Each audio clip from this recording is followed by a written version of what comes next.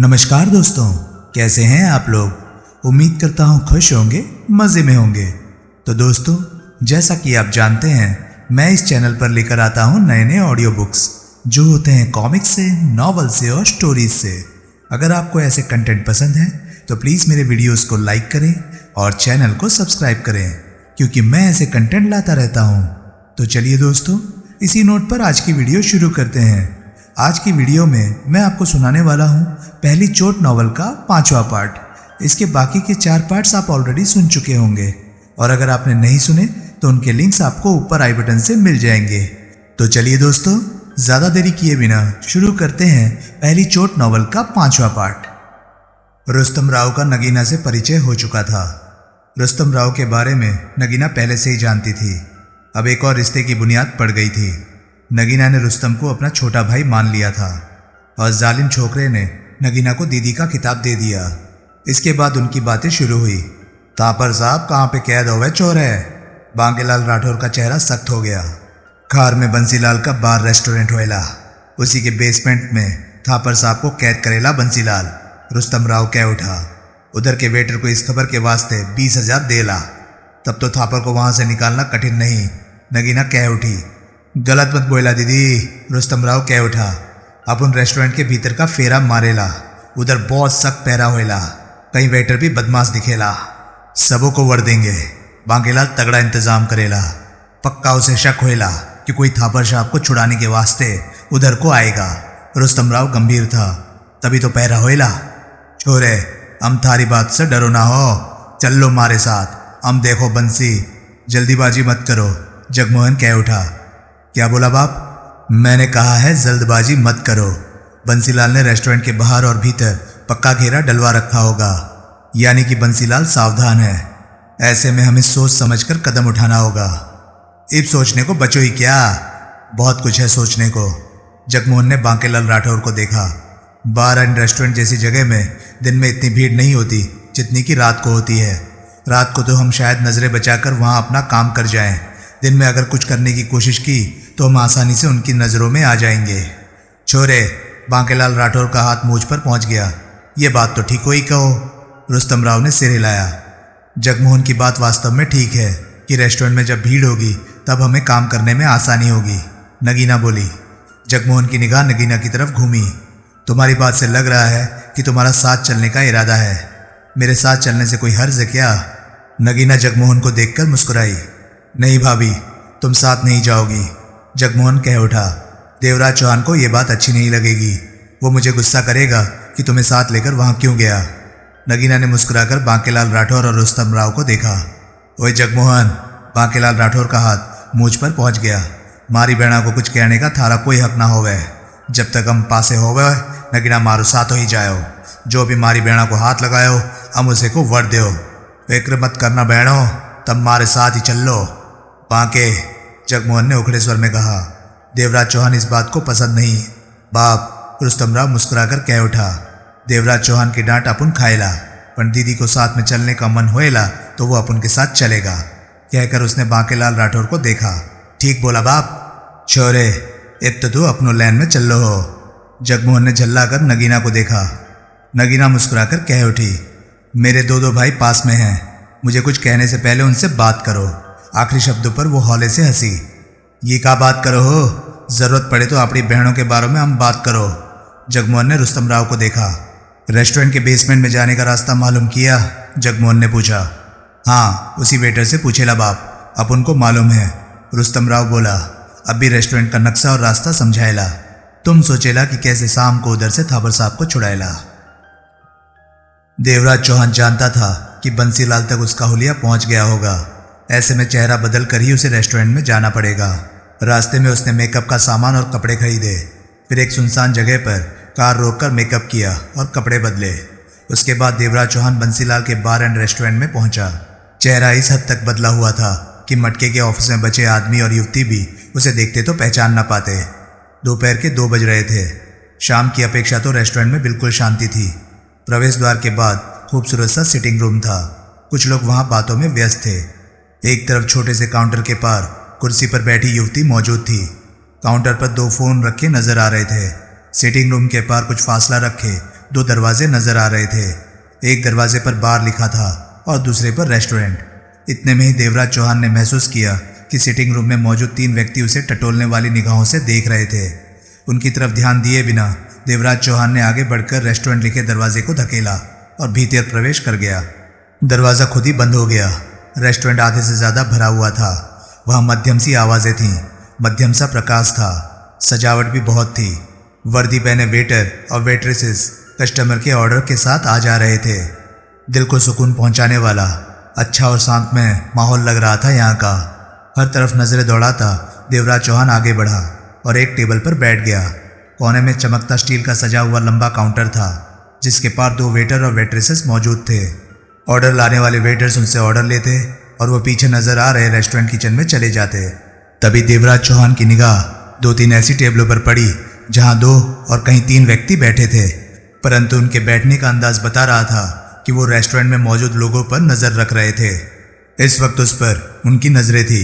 एक व्यक्ति कुछ दूर दीवार के साथ और एक लंबे काउंटर से टेक लगाए रेस्टोरेंट में बैठे लोगों पर नजरें घुमा रहा था। देवराज चौहान ने फौरन उन लोगों से खुद को लापरवाह कर लिया। वो समझ चुका था कि मुरली की मौत से बंसीलाल सतर्क है और जानता है कि थापर को छुड़ाने यहाँ आएगा या उसे खत्म करने यहाँ आएगा।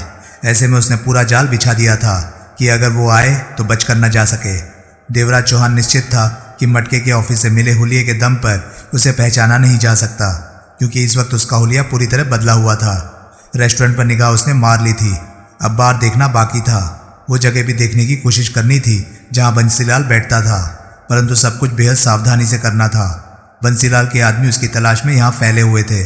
उसकी किसी हरकत पर उन्हें शक हुआ तो वो उसे घेर कर पकड़ भी सकते थे। तभी एक वेट्रेसेस उसके पास पहुंची और मुस्कुराकर बोली, order sir. Large whisky, Devraj Chauhan ने जानबूझकर कहा। ओह सॉरी सर, वो कह उठी, इसके लिए तो आपको बार में जाना पड़ेगा, यही ऑर्डर सर्व करा दीजिए। देवराज चौहान का लहजा सामान्य था। रेस्टोरेंट में विस्की सर्व नहीं की जाती, विस्की सिर्फ बार रूम में मिल सकती है, ये यहाँ का नियम है। आपकी परेशानी के लिए मैं क्षमा चाहती हूँ। वो मुस्कुराकर खेत भरे स्वर में बोली, कोई बात नहीं। देवराज चौहान शांत भाव में मुस्कुराया, मैं यहाँ पहली बार आया हूँ और मुझे नहीं मालूम था कि रेस्टोरेंट में विस्की सर्व नहीं की जाती। इसके साथ ही वो उठा, मैं अभी बार रूम से होकर आता हूँ। Sure sir. देवराज चौहान आगे बढ़ा और रेस्टोरेंट का दरवाज़ा धकेलकर बाहर निकला और कुछ कदम चलकर बार वाला दरवाज़ा धकेलकर भीतर प्रवेश कर गया। बार रूम भी रेस्टोरेंट के ही साइज का था। यहाँ उस वक्त सिर्फ 10-15 लोग ही मौजूद थे। एक तरफ खूबसूरत सजा हुआ बार काउंटर मौजूद था। यहाँ भी सर्व करने के लिए वेटर और वेट्रेसेस मौजूद थे। देवराज चौहान एक टेबल पर बैठा, वेटर वहाँ पहुँचा। क्या लेंगे sir? Whisky large, Devraj Chauhan ने कहा। वेटर चला गया। विस्की लेना ज़रूरी था कि अगर कोई हरकतों पर निगाह रख रहा हो तो उसे शक ना हो। वेटर विस्की रख गया। देवराज चौहान छोटे छोटे घूंट लेने लगा। चुप्पी के साथ उसकी निगाह घूम रही थी। बार काउंटर के पास ही दीवार में एक दरवाज़ा था, जहाँ स्टूल पर चपरासी बैठा था। स्टाफ वाले 1-2 बार वो दरवाज़ा धकेल कर भीतर गए थे तो लंबी गैलरी की भनक मिली थी, यानी कि उस गैलरी में बंसीलाल का बैठने वाला ऑफिस हो सकता था। इस सोच के साथ ही देवराज चौहान की निगाह घूमी तो कुछ दूरी पर मौजूद टेबल पर एक व्यक्ति को बैठे पाया। वो रेस्टोरेंट में टेबल पर बैठा दिखाई दिया था, यानी कि उसके पीछे पीछे यहाँ आया था। उस पर नज़र रखी जा रही थी। देवराज चौहान ने धीरे धीरे पैक समाप्त किया। इस दौरान वो तय कर चुका था कि इस वक्त यहाँ कुछ भी करना ठीक नहीं। भीड़ कम है, उसकी कोई हरकत छिपी नहीं रहेगी। बाबू भाई ने बताया था कि यहाँ तो ठीक ठाक भीड़ होती है, बार और रेस्टोरेंट पूरी तरह भर जाता है। पेमेंट करके देवराज चौहान बाहर से निकला और वापस रेस्टोरेंट में जा पहुंचा। लंच लेना ज़रूरी था ताकि उस पर नज़र रखने वाले को किसी तरह से शक का मौका ना मिले। मन में देवराज चौहान तय कर चुका था कि शाम को अंधेरा होने पर यहाँ आएगा, थापर को कैद से निकालने के लिए और बंसीलाल को खत्म करने के लिए। लंच नगीना ने ही तैयार किया था। जालिम छोकरा रुस्तम राव लंच तैयार करने में नगीना की सहायता करता रहा। नगीना ने मना भी किया, लेकिन वो नहीं माना। वो पक्का कर चुके थे कि शाम को बार एंड रेस्टोरेंट में जाकर थापर को छुड़ा लाएंगे। इस बारे में उनकी पूरी योजना बन चुकी थी। लंच के बाद नगीना बेडरूम में आराम करने चली गई। वो तीनों हॉल में ही सोफों और दीवान पर कुछ देर पीठ सीधी करने के इरादे से लेट गए। जगमोहन की आंखें बंद थी। वो नींद में नहीं था कि कानों में फकीर बाबा का स्वर पड़ा, जग्गू। जगमोहन फौरन हड़बड़ाकर उठ बैठा, इधर उधर देखा। पेशीराम, उसके होंठों से निकला। हाँ जग्गू। फकीर बाबा का स्वर कानों में पड़ा। तेरे से आशा तो नहीं, लेकिन सोचा एक बार बात कर लूं। बात? वो बंसीलाल वाली? जगमोहन के होठ बरबस ही हिले। ठीक कहा तूने। नगीना ने बताया तेरे को? नगीना भाभी ने कहा था मुझसे। जगमोहन के चेहरे पर गंभीरता आ गई। अगर तुम्हारी बात पर यकीन करूं तो एक बार फिर मुसीबत का वक्त शुरू होने वाला है। कहने के साथ ही उसकी निगाह बांकेलाल राठौर पर पड़ी, जो कि वैसे ही लेटा हुआ था, परंतु अब उसकी आंखें खुली थी। वो एकटक जगमोहन को देख रहा था। मुसीबत वाले वक्त को रोका जा सकता है जग्गू। तुम पेशीराम, जगमोहन ने उसी स्वर में कहा। तुम्हारा कहना गलत नहीं है कि मुसीबत वाले वक्त को रोका जा सकता है, लेकिन देवराज चौहान के उठ चुके कदमों को नहीं रोका जा सकता। तुम देवा को रोकने की चेष्टा तो करो। फकीर बाबा का बेचैन स्वर कानों में पड़ा। बेकार की बात है पेशीराम। जगमोहन ने गहरी सांस ली। मैं देवराज चौहान को अच्छी तरह जानता हूँ। वो अब किसी की नहीं मानेगा, बंसीलाल को खत्म करके रहेगा। लेकिन बंसीलाल का मोना चौधरी से क्या वास्ता? वो इस मामले में कैसे आ सकती है? बंसीलाल उसे जानता है क्या? नहीं, मिन्नो का बंसीलाल से कोई वास्ता नहीं। पेशीराम की आवाज में गंभीरता थी। तो देवराज चौहान के रास्ते में मोना चौधरी कैसे आएगी? जगमोहन के चेहरे पर उलझन थी। फकीर बाबा की आवाज नहीं आई। इन हालातों में देवराज चौहान को नहीं रोका जा सकता। जगमोहन बोला, मेरी मानो तो पेशीराम, तुम मोना चौधरी को रोकने की कोशिश करो। उसे कहो कि तुम आने वाले वक्त से अनजान हो और मुझे सब कुछ नजर आ रहा है। पेशीराम का गंभीर स्वर कानों में पड़ा। अगर तुम भी सब कुछ देख रहे हो तो मिन्नो को समझाने की बात ना कहते। मैं समझा नहीं पेशीराम। इस वक्त मैं तुम्हें ज़्यादा नहीं बता सकता। पेशीराम की आवाज़ में पहले जैसे भाव थे। इतना ही कहने आया हूँ कि देवा को रोक लो। वो जिस रास्ते पर जा रहा है वो रास्ता मिन्नो पर जाकर रुकता है, जहाँ से जबरदस्त टकराव शुरू हो जाएगा। कोई फायदा नहीं होगा झगड़े का। रोक लो देवा को। जगमोहन के होंठ हिले। कहा, कुछ नहीं। तुम्हारे चेहरे के भाव बता रहे हैं कि मेरी बात को तुम गंभीरता से नहीं ले रहे। गलत कह रहे हो पेशीराम। जगमोहन कह उठा, मैं तुम्हारी बात के प्रति पूरी तरह गंभीर हूँ, लेकिन देवराज चौहान पर एक हद तक ही मेरा कंट्रोल है। मैं उसकी टांगें बांधने की हिम्मत नहीं रखता। उसे रुकने को कह सकता हूँ, परंतु ऐसी कोई वजह नहीं कि जिसके दम पर देवराज चौहान को रुकने को कहूँ। मिन्नो से देवा का टकराव हो जाना बहुत ही बड़ी वजह है। हाँ, वास्तव में बहुत बड़ी वजह है, लेकिन वो वजह सामने नहीं है। वो वक्त आया नहीं, तुम्हारे मुताबिक आने वाला है। और जब वो वक्त आया तो फिर वक्त ठहरेगा नहीं। तब वक्त की आंधी में सब बह जाओगे। तब मेरी कश्ती भी तुम लोगों के साथ बन जाएगी। अगर देवा या मिन्नो में से किसी की मौत हो गई तो मुझे मिले श्राप की अवधि एक जन्म और लंबी हो जाएगी। मुझे देवा और मिन्नो के अगले जन्म का इंतजार करना होगा कि दोनों फिर पैदा हों, उनकी दोस्ती कराकर श्राप से मुक्त हो जाऊं, इस शरीर को त्याग कर नया जन्म पा सकूं। जन्मों से भटक रहा हूं, मुझे मुक्ति दिलाने का कुछ तो ख्याल कर ले जग्गू। स्वर में गंभीरता थी। मैं देवराज चौहान से बात करूंगा पेशीराम। जगमोहन भी गंभीर था। उसके बाद पेशीराम की आवाज़ नहीं आई। जगमोहन ने 2-3 बार पुकारा, कोई जवाब नहीं मिला। वो समझ गया कि पेशीराम जा चुका है। गहरी सांस लेकर उसने बांकेलाल राठौर को देखा। जवाब में रुस्तम राव सोच भरी निगाहों से उसे देखता रहा। का बोलो हो पेशीराम? बांकेलाल राठौर ने पुनः जगमोहन पर नजरें टिका दी। जगमोहन ने धीमे गंभीर स्वर में पेशीराम की कही बात बताई। सुनते ही बांकेलाल राठौर भड़क उठा। बेशक पेशीराम ठको बोले है। प्रणाम, अब पीछे ना हटो। थापर साहब को बंसीलाल पकड़ो कर रख लियो। थापर साहब को बचायो न क्या? बंसीलाल को खुला छोड़ो का, जो कलों को मारी गर्दन रेत देओ। हम तो बंसीलाल को वड़ के रख देओ। जगमोहन ने बांकेलाल राठौर को देखा। कहा, कुछ नहीं। बोल देओ पेशीराम को, हम उसको बात नहीं मानो हो। वो हमारे से क्यों ना बात करो? थारे से बातों करके चढ़ो गयो। बांकेलाल राठौर उठ खड़ा हुआ था। पेशीराम ने हम लोगों को नहीं रोका, बल्कि देवराज चौहान को रोकने को कहा है। जगमोहन बोला, यो मतलब तो यो हुआ कि हम बंसीलाल को वड़ सको। हाँ, लेकिन बाप, रुस्तम राव गंभीर स्वर में कह उठा, देवराज चौहान को कैसे रोकेला? आप उन लोगों को क्या मालूम वो किधर फिरेला? मालूम भी हो जाए तो कुछ नहीं हो सकता। देवराज चौहान इस काम से पीछे नहीं हटेगा। बांकेलाल राठौर और रुस्तम राव की नजरें मिली। बाप, मोना चौधरी से टक्कर होएला तो बहुत गड़बड़ होएला। वो बरोबर मुकाबला करेला। हम देवराज चौहान को रोको, कुछ रास्ता तो सोचो पड़ो। जगमोहन ठीक कहला। देवराज चौहान रुकने वाली बात नहीं मानेला बाप। वो मारे को मिल जाए तो हम उसको डंडे की तरह सीधा कर दो। बांकेलाल राठौर का हाथ मूंछ पर पहुंच गया।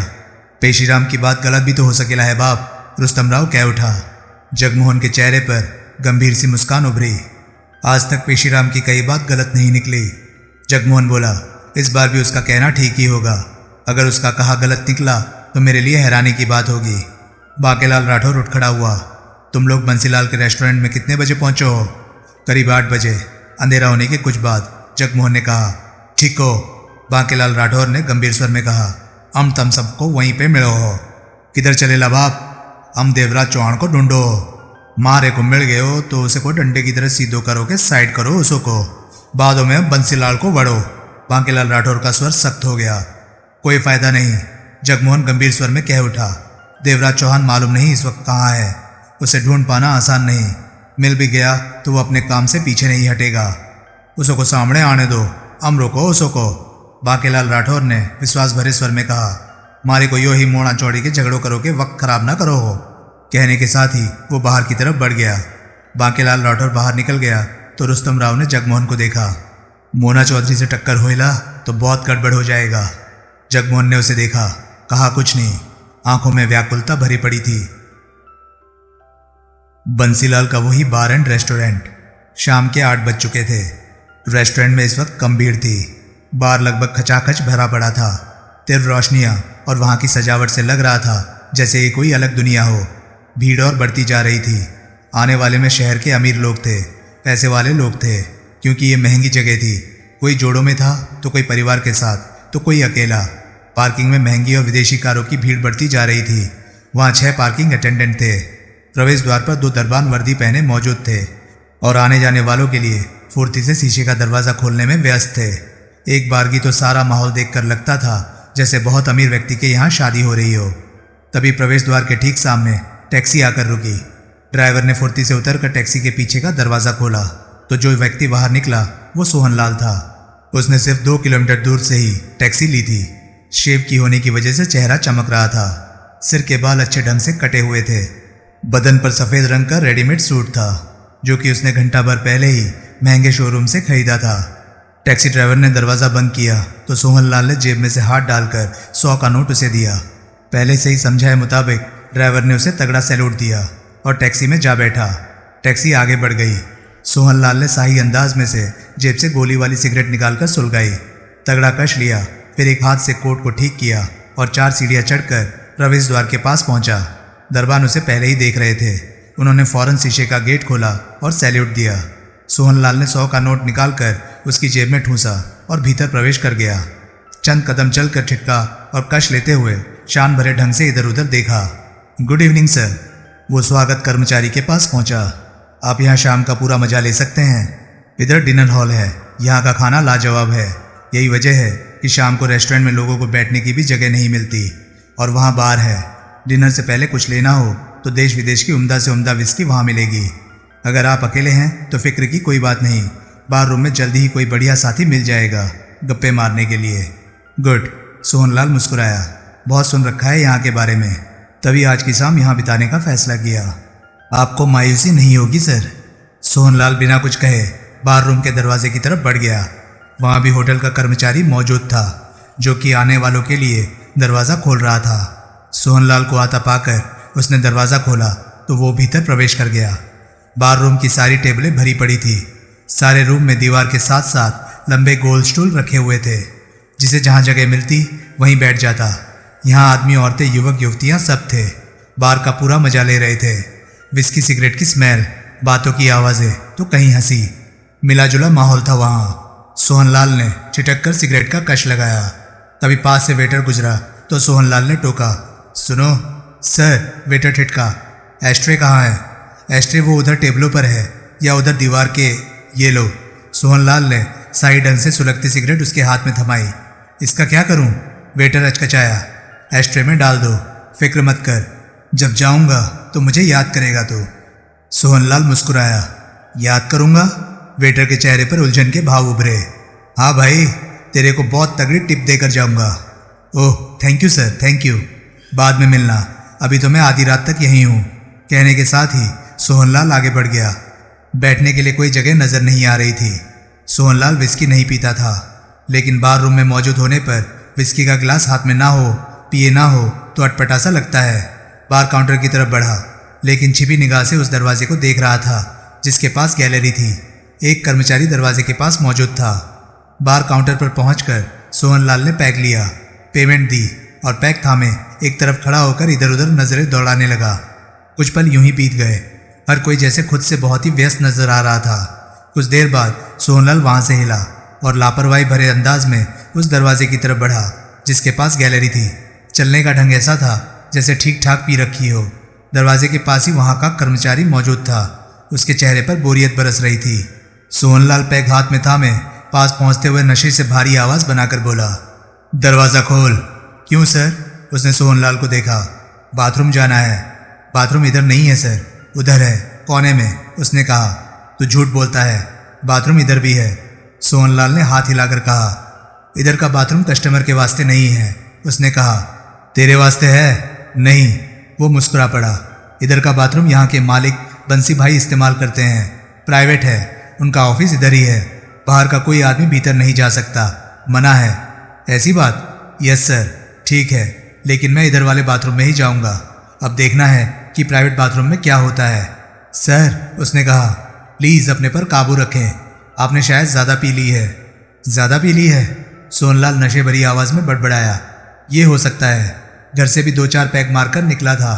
5-7 यहाँ लगा लिए, पक्का ज़्यादा हो गई है। बाहर जाकर बैठ जाइए या फिर डिनर ले लीजिए, उसने सलाह दी। वो तो ठीक है। सोहनलाल ने हाथ में पकड़े पैक को देखा। इसका क्या करूं? कहीं रख दीजिए। ऐसा कैसे हो सकता है? विस्की का खराब नहीं करना चाहिए। बेशक पीकर उल्टे लटक जाओ, लेकिन विस्की को खराब नहीं करना चाहिए। सोहनलाल नशे भरे ढंग में कह रहा था। तू नहीं पीता? ड्यूटी पर हूँ, बाद में पीता हूँ। बात की बात बाद में लेना। पकड़ इसे, चढ़ा जा। नहीं, किसी ने देख लिया तो? कोई नहीं देखता, मन का वहम है। टॉप का विदेशी माल है, याद रखेगा मेरे को। ले, सरका ले गले में। वो हिचकिचाया। गधे की औलाद, पीने वाले इंसान सोचते नहीं हैं। उसने इधर उधर देखा। सोहनलाल के हाथ से गिलास थामा और दरवाजे की तरफ मुंह कर लिया। तुरंत ही पलटा तो ग्लास खाली था। सोहनलाल ने ग्लास थाम लिया। किसी को पता चला? किसी ने देखा? सोहनलाल ने अपनी आवाज़ नशे से भरी बना रखी थी। नहीं, वही तो मैं कह रहा था कि तू खामखा घबराता है। सोहनलाल सिर हिलाकर बोला, आज के बाद ध्यान रखना, पीने वाले सोचते नहीं। ग्लास पकड़ा और चढ़ा लिया। वैसे एक ग्लास खाली करके तूने मेरा बहुत भला किया। अगर मैं पीकर लुढ़क जाता तो मेरा सूट खराब हो जाता। सर, आपका तो भला हो गया, मेरा भला तो नहीं हुआ। क्या मतलब? एक पैक पिलाकर मेरे भीतर तिली सुलगा दी है। एक और हो जाए तो? समझा समझा, फिक्र मत कर। एक क्या, मैं तेरे को 6 पिला कर रहूँगा। सोहनलाल नशे की एक्टिंग करता हुआ बोला। बहुत खुश हूँ। 10 साल बाद मेरी बीवी ने 2 जुड़वा बच्चों को जन्म दिया है। जुड़वा बच्चे 2? हाँ, तेरे को बाद में सारा मामला बताऊंगा। मेरी खुशी में शामिल होकर पहले 5-7 पैक मार ले। बातें भी करते रहेंगे, चिंता मत कर। आज तेरे साथ भी डिनर करूंगा। पैसे वैसे की ज़रूरत हो तो बता देना, वो भी दे दूंगा। बहुत खुश हूँ मैं, पैक लेकर आता हूँ। इसके साथ ही सोहनलाल पलटा और नशे से झूमने वाले ढंग में बार काउंटर की तरफ बढ़ गया। सोहनलाल उसकी सेवा में 6 मोटे मोटे पैक पेश कर चुका था और वो पीट करके हर पैक को गले के नीचे उतार चुका था। नशे की तरंग उस पर ठीक ठाक हावी हो चुकी थी। वो दरवाजे के पास ही मौजूद स्टूल पर बैठ गया। सोहनलाल खाली ग्लास रखकर वापस लौटा। 2-4 और ले ले, सोहनलाल ने कहा। नहीं, उसकी आवाज़ नशे में लड़खड़ा रही थी। इस वक्त ड्यूटी पर हूँ। एक पैक ज़्यादा हो गया लगता है, खड़ा ही नहीं हुआ जा रहा है। आपने मेरी बहुत सेवा की, आपके जुड़वा बच्चे लंबी उम्रें पाएं। जब तेरे को यार मान लिया तो फिर सेवा वाली बात कहाँ से आ गई? अभी हमने डिनर एक साथ करना है। 2 घंटे बाद मेरी ड्यूटी ख़त्म होगी। कोई बात नहीं, 2 घंटे बाद डिनर लेंगे।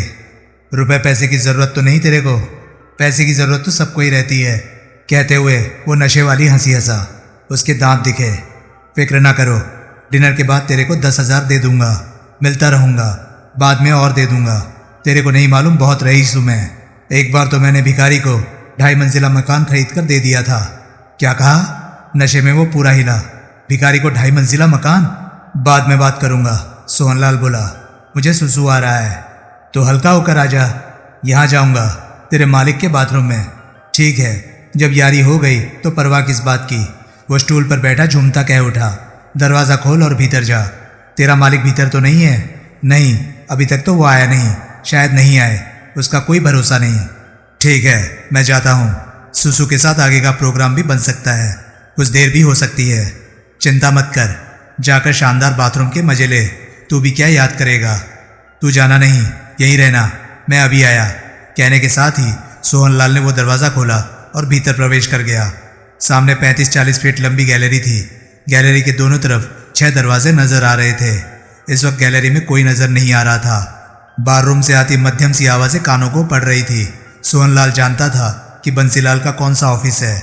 वो तेजी से गैलरी में आगे बढ़ा और एक दरवाजे के सामने ठिठक कर दरवाजे का हैंडल दबाया तो दरवाज़ा खुलता चला गया।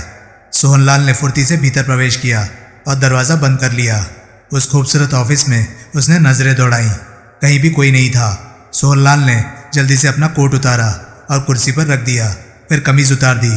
उसके सूखे से पेट पर लेदर की चौड़ी सी बेल्ट बंधी नजर आई, जिसके सिर पर छोटे बड़े ढेरों तरह के औजार लटके हुए थे। सोहनलाल आगे बढ़कर दीवार के पास पहुंचा।